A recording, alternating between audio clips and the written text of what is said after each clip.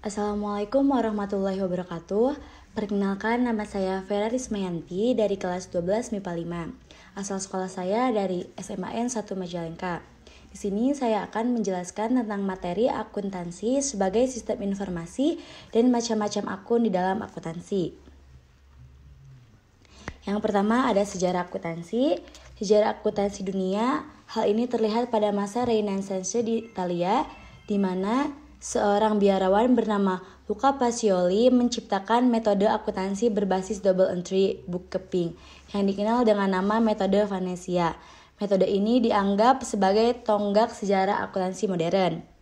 Yang kedua ada sejarah akuntansi Indonesia. Sejarah akuntansi di Indonesia dimulai pada 1642. Ketika itu, prinsip akuntansi mulai diterapkan. Sistem akuntansi pertama di Indonesia adalah pembukuan Appointment Society yang berdiri di Jakarta pada tahun 1747. Setelah itu, akuntansi di Indonesia berkembang setelah Undang-Undang Tanam Paksa yang dihapus pada tahun 1870. Yang kedua ada pengertian akuntansi. Akuntansi adalah suatu proses mencatat, mengklasifikasi, meringkas, mengelola, dan menyajikan data transaksi serta kejadian yang berhubungan dengan keuangan sehingga dapat digunakan oleh orang-orang yang menggunakannya dengan mudah dimengerti untuk pengambilan suatu keputusan serta tujuan lainnya. Yang ketiga ada manfaat akuntansi. Yang pertama, mendapatkan informasi keuangan perusahaan. Sebab perusahaan yang harusnya memiliki catatan transaksi yang sistematis dan kronologis. Catatan ini berguna untuk menyiapkan laporan akhir yang nantinya dapat memberikan informasi mengenai untung dan rugi perusahaan dari sisi keuangan. Yang kedua, ada pertanggungjawaban manajemen kepada pemilik. Tiap perusahaan memiliki pemilik atau investor. Karenanya, akuntansi bermanfaat untuk memberikan pertanggungjawaban hasil laporan keuangan kepada semua pihak yang terikat pada perusahaan. Yang ketiga, untuk mengetahui perkembangan perusahaan. Laporan keuangan perusahaan tentu berguna untuk mengetahui dan menghitung jumlah laba dan rugi yang diperoleh oleh perusahaan. Dari pencatatan untung dan rugi, maka bisa diketahui lebih lanjut tentang perkembangan perusahaan dari tahun ke tahun. Yang keempat, ada dasar pengambilan keputusan. Setelah memahami tentang untung dan rugi, maka perusahaan pun bisa mengambil keputusan untuk berbagai hal, misalnya keputusan investasi, anggaran keuangan perusahaan di masa depan. Yang kelima, mengelola keuangan dengan lebih efektif. Kalian juga dapat mendapatkan pemahaman yang lebih dalam tentang apa yang terjadi dengan keuangan pribadi dan mempelajari keterampilan penting seperti cara melacak pengeluaran secara efektif dan bekerja sesuai anggaran. Yang keenam, mendapatkan pemahaman tentang peristiwa terkini. Banyak skandal di dunia akuntansi, misalnya cerita manipulasi atau markup dokumen keuangan untuk keuntungan pribadi atau kesalahan akuntansi yang tampak kecil namun konsekuensinya sangat fatal. Yang ketujuh, memberikan kontribusi yang lebih berarti di perusahaan. Dengan pengetahuan akuntansi, kalian juga dapat menentukan kesehatan keuangan organisasi kalian sendiri. Yang kedelapan, membantu sukses berwirausaha. Jika kalian memiliki bisnis atau sedang mempertimbangkan untuk berwirausaha, kalian juga perlu memahami prinsip-prinsip dasar akuntansi untuk menjadi sukses. Yang kesembilan, peluang kemajuan karir di perusahaan. Jika kalian bukan seorang akuntan, keterampilan akuntansi tetap dapat membantu kalian memajukan karir kalian. Keterampilan akuntansi kalian akan menarik perusahaan untuk merekrut atau mempromosikan kalian dalam sebuah perusahaan. Yang ke-10 ada meningkatkan kemampuan pengambilan keputusan. Yaitu organisasi menggunakan laporan keuangan seperti neraca dan laporan laba rugi untuk membuat keputusan, misalnya keputusan mengenai peluang investasi, anggaran dan alokasi sumber daya. Terus ada karakteristik kualitas informasi akuntansi. Yang pertama, relevan, dapat dipahami, daya uji, netral, tepat waktu, daya banding, lengkap. Terus ada prinsip akuntansi. Yang pertama ada basic actual, yaitu pencatatan transaksi dicatat pada saat terjadinya peristiwa ekonomi. Yang kedua, business continuity, yaitu upaya untuk melaksanakan kegiatan perusahaan secara berkesinambungan atau terus-menerus.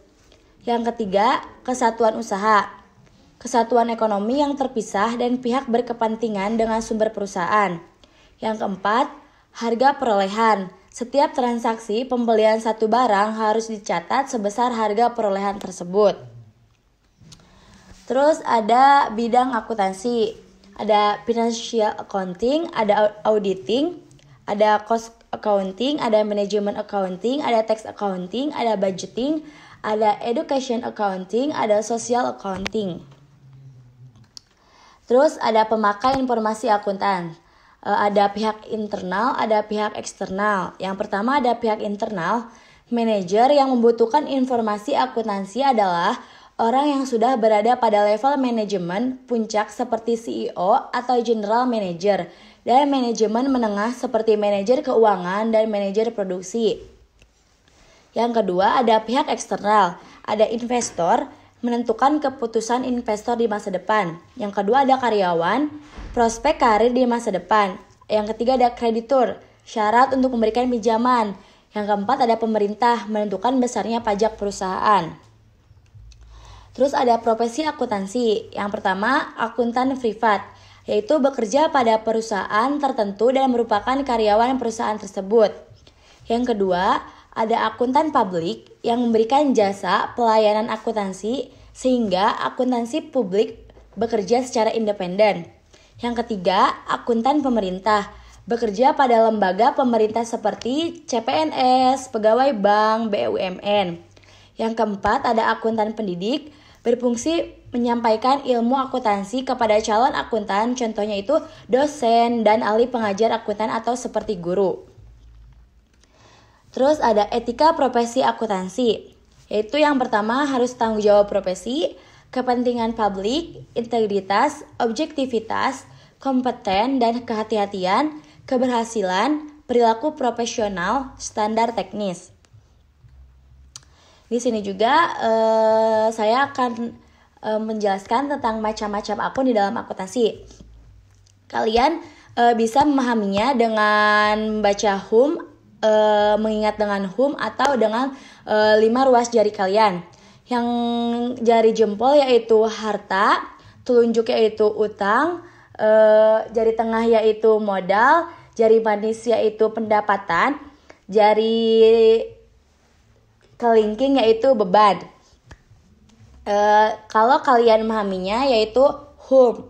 Jadi jempol harta, telunjuk utang, tengah modal, jari tengah modal, terus jari manis pendapatan, dan jari kelingking beban. Dan di sini ada harta. Apa sih yang termasuk harta itu? Ada kas, piutang, usaha, sewa dibayar di muka, perlengkapan, peralatan, akumulasi penyusutan peralatan, kendaraan, gedung. Terus yang kedua ada hutang. Yang termasuk hutang dalam akuntansi apa aja, yaitu hutang usaha jangka pendek kurang dari 1 tahun atau hutang bank jangka panjang. Yang ketiga ada modal. Modal ini ada modal pemilik perusahaan dan FRIVE. FRIVE itu ketika kita mengambil atas modal perusahaan. Itu ada yang keempat ada pendapatan atau income, yaitu pendapatan jasa, pendapatan lain-lain, pendapatan bunga dan hibah. Terus yang terakhir ada beban.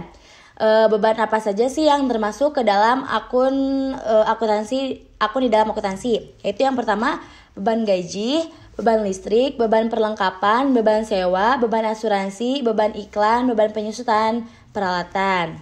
Sekian penjelasan dari saya, kurang lebihnya mohon maaf. Wabillahi taufiq wal hidayah. Wassalamualaikum warahmatullahi wabarakatuh.